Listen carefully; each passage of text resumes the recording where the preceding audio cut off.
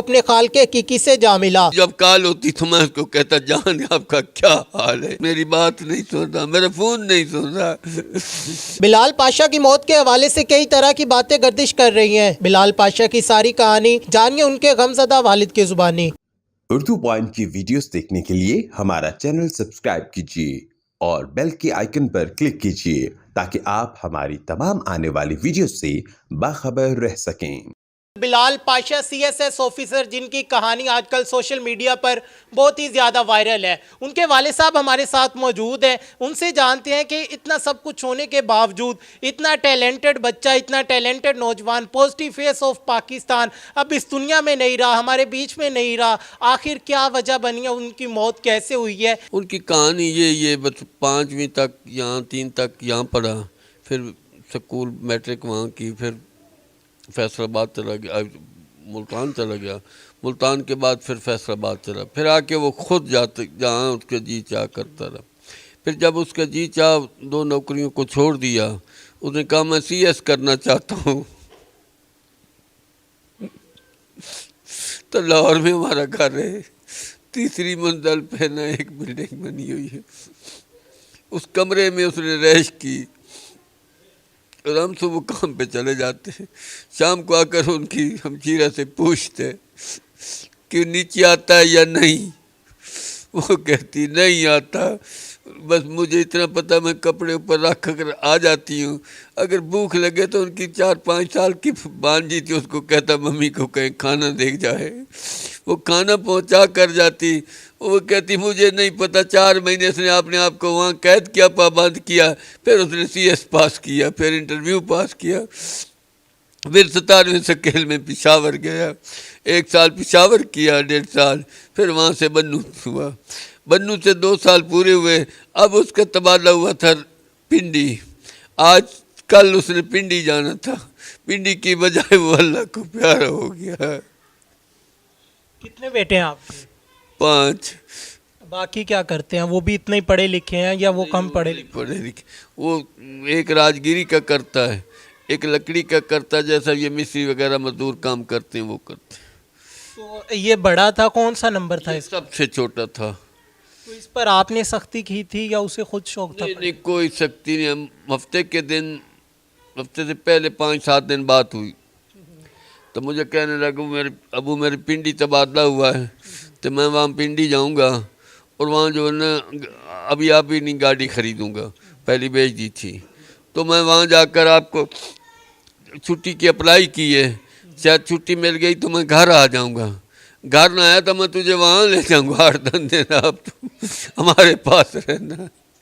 یہ پہلے ہفتے کی بات یہ ہے کہ ہفتے کے دن میری بات ہوئی ان سے، آخری دفعہ جو ابھی ہفتہ گزرا ہے 3-4 دن؟ ہاں، اس سے بات ہوئی تو مجھے کہتا ابو میں نے سامان پیک کر لیا ہے، اور سامان لے کر میں نے ہفتے کے دن پیر کے دن 27 تاریخ کو میں نے وہاں اسلام آباد پنڈی جا کے ڈیوٹی کرنی ہے، ٹھیک ہے، ہفتے کے دن یہ بات ہو گئی۔ اتوار کے دن صبح نماز کے ٹائم میں نماز میں کھڑا تھا، جماعت ہو رہی تھی، اس کی کال آ رہی تھی، میں نے پتہ نہیں کس کی۔ اس کے بعد ایسا ہوا کہ میں نماز کے بعد فارغ ہو کے تقریباً 8-8:45 بجے کے قریب نہ اس کو کال کی، بیل جاتی تھی اوکے نہیں ہو رہا تھا، بیل جاتی اوکے نہیں ہو رہا، نمبر بند آ رہا تھا؟ نمبر چل رہا تھا، اچھا، اٹھا نہیں رہا؟ میرے ذہن میں یہ بات آئی کہ آج اتوار کا دن ہے، شاید سو گیا ہو۔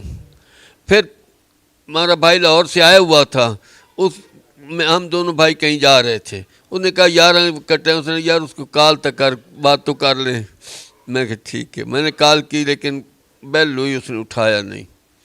اس کے بعد پھر 12:30 بجے کال ہوئی، پھر بھی اس نے نہیں اٹھایا، میرے ذہن میں ایک بات آ کہ بھئی ابھی سو گئے ہوگا، اور روٹین کے مطابق وہ پہلے بھی 4 بجے جب سوتا ہے تو ہفتے اتوار کو تو 4 بجے اٹھتا، میرے دل میں آیا اب اتنی میری کالیں گئی ہیں تو جب اٹھے گا تو مجھے کال کرے گا، جب عصر کی نماز ہو گئی تو مجھے کال نہ آئی، پھر میں نے کالیں کرنی شروع کی، پھر کوئی جواب نہ، وہ کال جاتی تھی جواب نہیں آتا تھا، پھر وہاں اس کا ایک لڑکا ملازم جو وہاں اس کے قریب ساتھ ہی رہتا تھا، میں نے اس کو کال کی، میں نے کہا یار پاشا صاحب سے بات نہیں ہو رہی، کیا بات ہے؟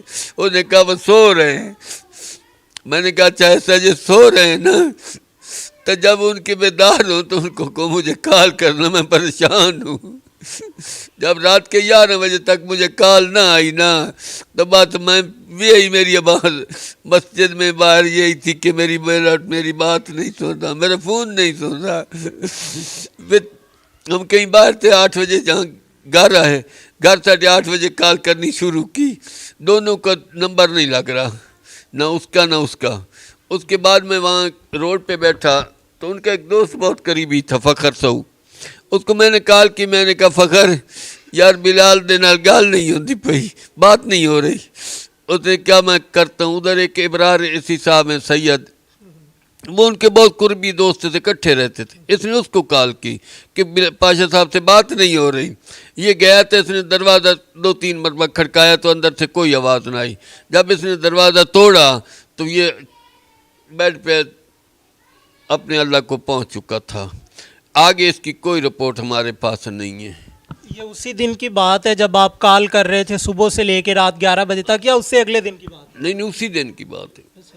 یہ پتہ میں اگلے دن چلا نا، اگلے دن۔ یہ باتیں تو ہم کالیں تو کرتے رہے اتوار کو، لیکن حل جا کے ہوا دن کے 10-11 بجے پیر کو۔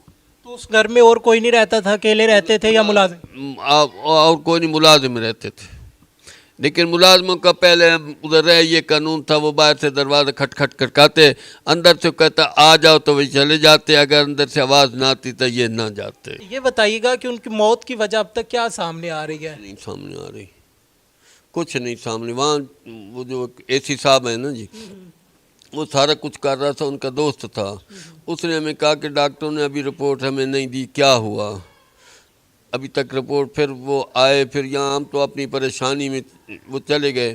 ابھی جب وہ جو فخر ان کا دوست ہے ان کے ساتھ گئے ہیں، شاید ان کو انہوں نے بتائی ہوئی کوئی بات کہانی یہ کیا ہے کیا نہیں، لیکن کوئی پریشانی کوئی ایسی بات نہیں تھی، بس تقدیر تھی جو ان کو لے گئی۔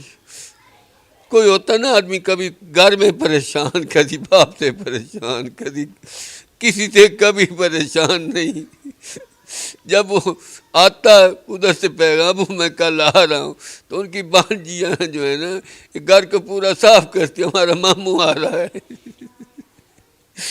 اور پورا گھر خوش ہوتا، بھائی ماموں آ رہا ہے، ماموں آ رہا ہے۔ پھر جب وہ آ جاتا تو بے شک چاہے کاٹن ہو یا پینٹ جو بھی کپڑے پہنتا تو پرلے گھر میں جا کر پتیلی مار کے زمین پہ بیٹھ جاتا اور بچوں کو کہتا بنٹیاں لایا ہم آپس میں کھیلے۔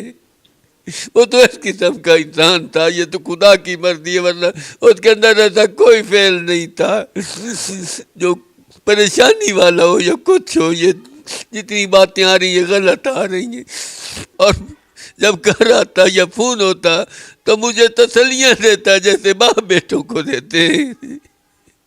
کبھی فون میں کبھی مجھے کہتا ہم آپ باپ اور بیٹا ہیں، کبھی مجھے کہتا ہم آپ اور میں آپ دوست ہیں، کبھی کہتا فون کرتے وقت باپ کی شکل میں بات کیا کرے تاکہ میرے اوپر روب رہے، کبھی کہنا بھی دوستی کے بارے میں گاپ کرے جو میرے پاس ہے میں آپ کو بتا دوں، کچھ بھی چھپا کر نہیں رکھنا چاہتا، دوستوں سے کبھی کسی نے کچھ نہیں چھپایا، یہ بات کرتا تھا میرے سے۔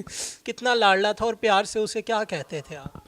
بس اس کو میں یہ جب کال ہوتی تو میں اس کو کہتا جان آپ کا کیا حال ہے۔